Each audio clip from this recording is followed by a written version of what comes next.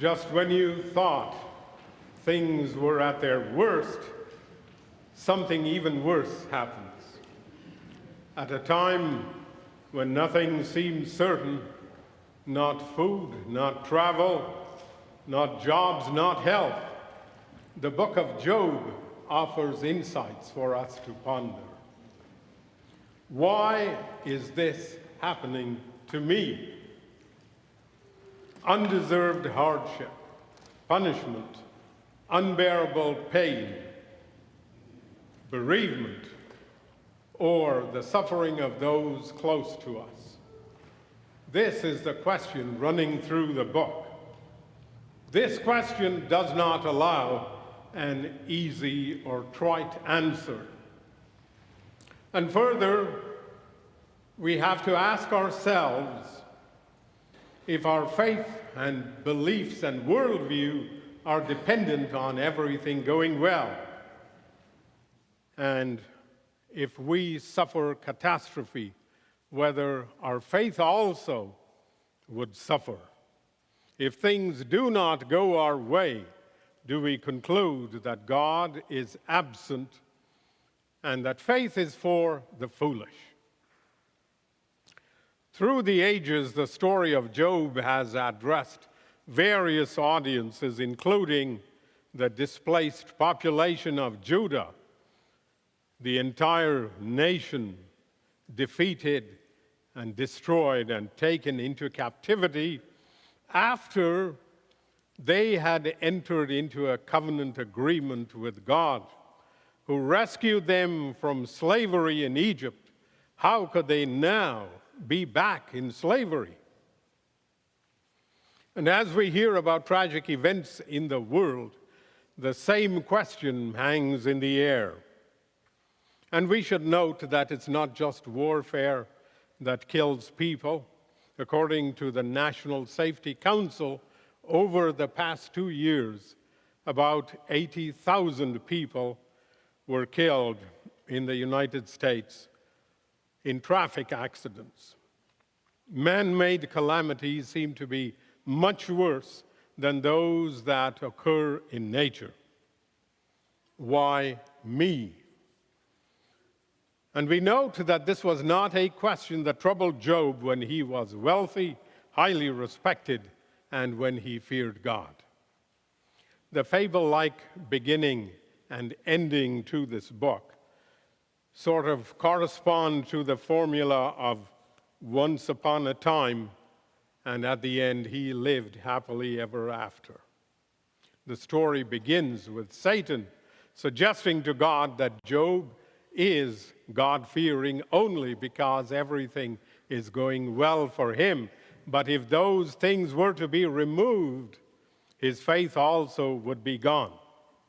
Setting aside for now the troubling question of whether Satan can manipulate God, we discover that the calamities that Job then suffers correspond to the calamities that people of all time have gone through, making Job's story very true to the trauma in our own lives.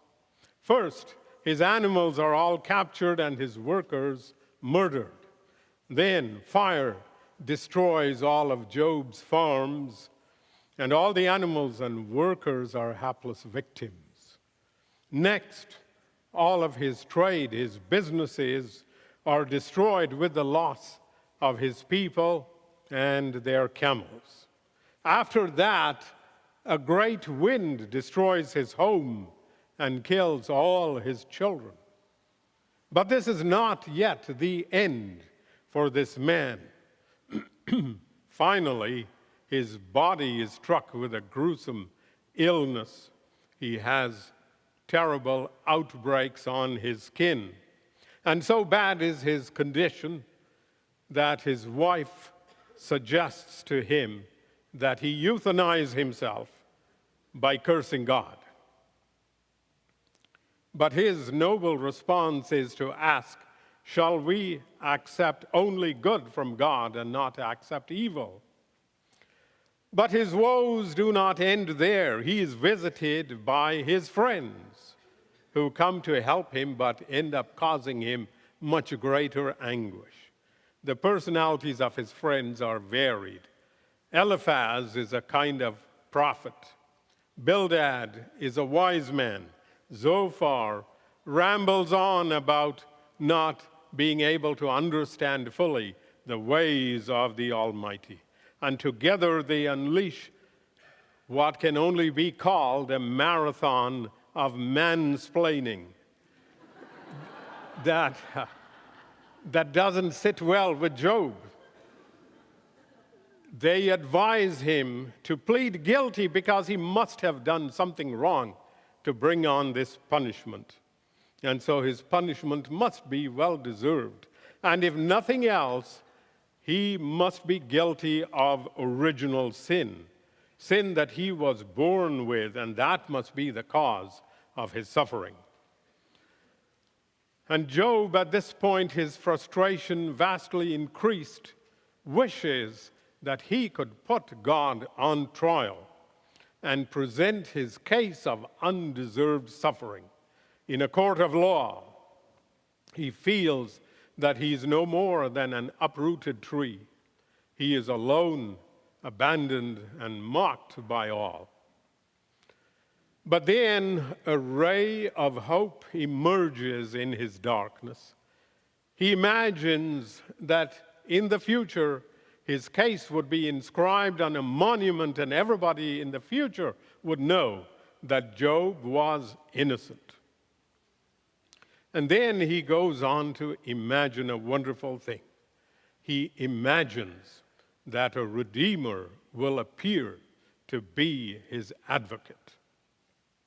And that's when he says, I know that my Redeemer lives, and at the last he will stand upon the earth, and after my skin has been destroyed, then in my flesh I shall see God. And so Job's rehabilitation begins here with a new understanding of God. He previously thought, as even we might secretly believe, that God is a vengeful, narcissistic tyrant who has to be appeased. You cross this God in some way, and he will zap you in an instant.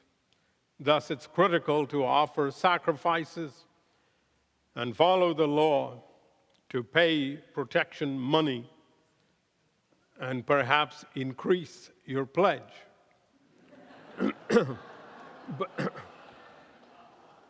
But now, God appears in a different way to Job. Job begins to acquire a glimmer of wisdom because God steps in to provide him with a new perspective.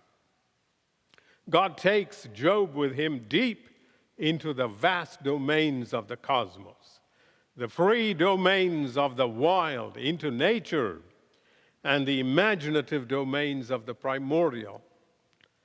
Job has to leave behind the physical horrors of his existence to explore the complexities of the universe.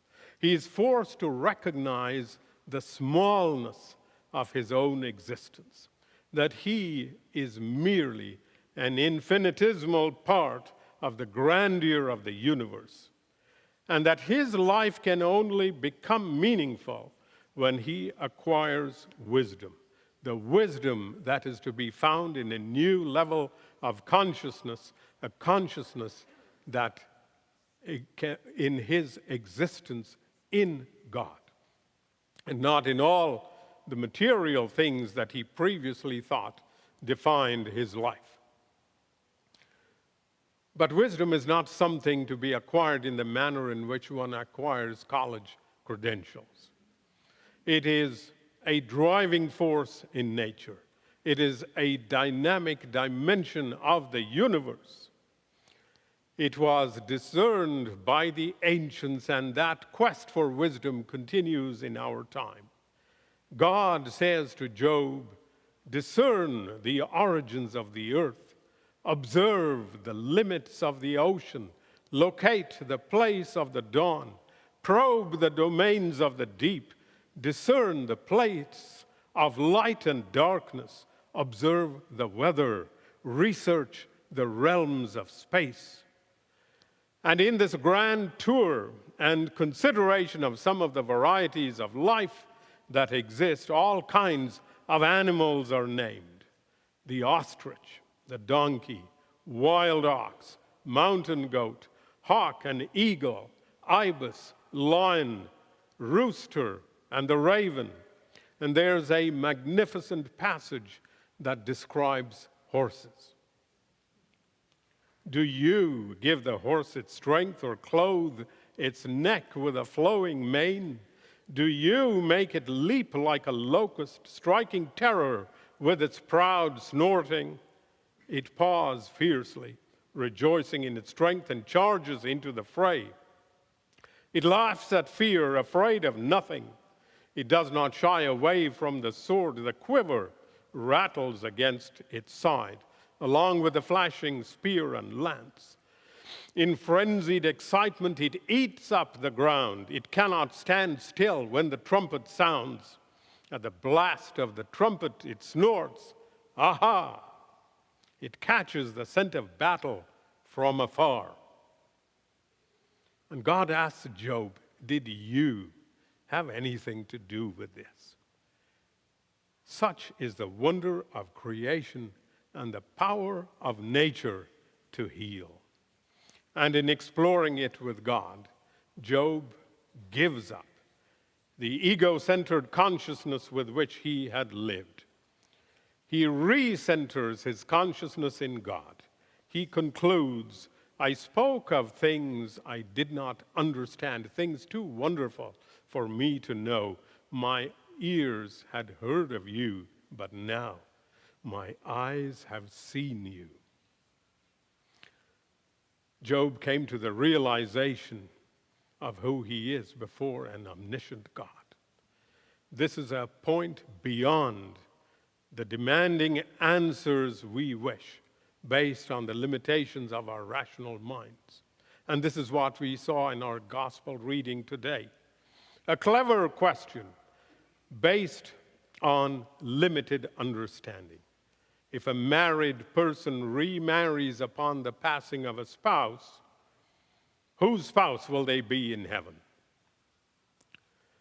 Job's elevation to this new consciousness and appreciation of the mystery of God is what people are trying to discover in various ways in our own time. How does the individual connect with the great mystery of what lies beyond what we can see and can never fully understand? This question is being investigated by some scientists, the search for order, the order that underlies what we see in the material world, that we get glimpses of through moments of experiences that are both startling and transforming.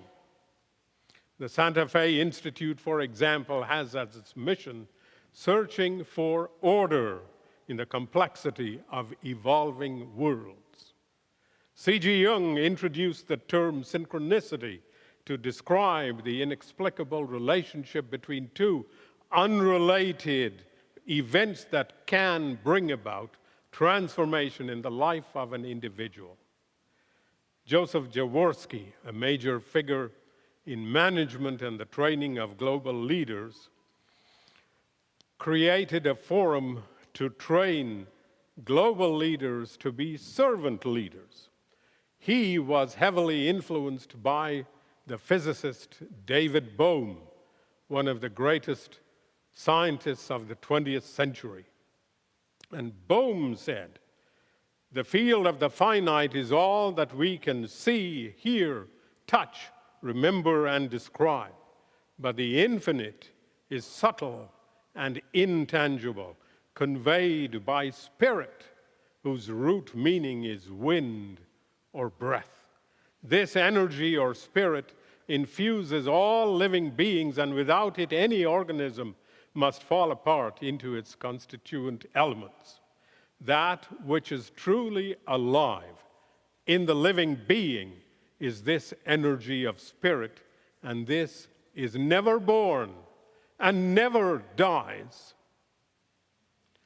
To recognize this is to discover what Job discovered, that God is spirit. May God transform our helplessness, grief, and despair to infuse us with the joy of mission, giving up an egocentric life and offering our resources in creaturely submission. In the words of Frances Havergal, daughter of an Anglican priest whose profound experience of God led her to compose a variety of hymns, including this one, "Take my life and let it be consecrated, Lord, to thee. Take my moments and my days, let them flow in ceaseless praise.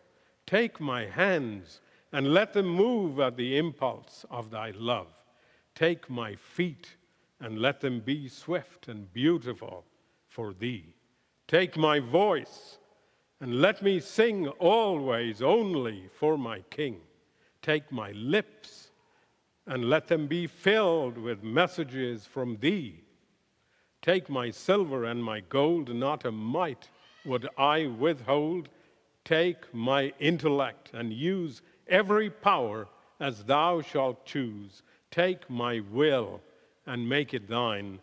It shall be no longer mine. Take my heart.